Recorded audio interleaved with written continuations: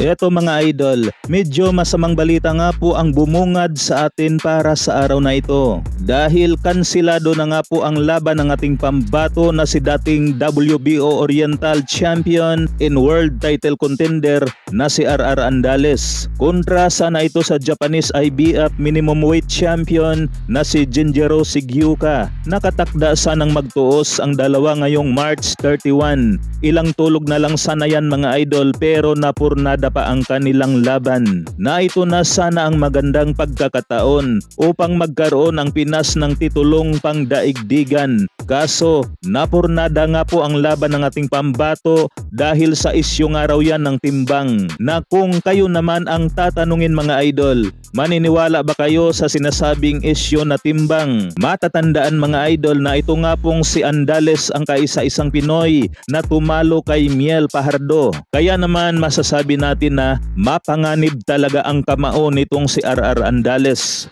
Samantala mga idol, matapos nga po natin maibalita na nabigyan ng award si Cuadro Alas Casimero sa Ilorde kahapon, kung saan ay tinanggap naman ang naturang award ni Sean Gibbons. Sabay pinos nga po nila ito kasama si Silver Boys, dahilan upang maglabas ng sama ng loob ang isa sa mga solid fan ni Casimero na si Sunnyboy Dulce, o mas kilala nga po ito sa kanyang channel na RDD TV Cebu. Birada nga po nitong solid fan ni Cuadro Alas na nakakapanindig balahibo na pagkatapos siraan at hiyain si Cham Cuadro Alas at si brother coach Jason ay may lakas ng loob kang hawakan ang simbolo ng katapangan at galing ni Cuadro Alas sa itaas ng luna. Ano naman ang inyong masasabi dyan mga idol? Tama bang hawakan ang award ni Casimero na alam nga po natin na sila ang sumisira noon kay Casimero? Samantala umabot naman ngayon sa 2 million views ang video ni Cuadro Alas Casimero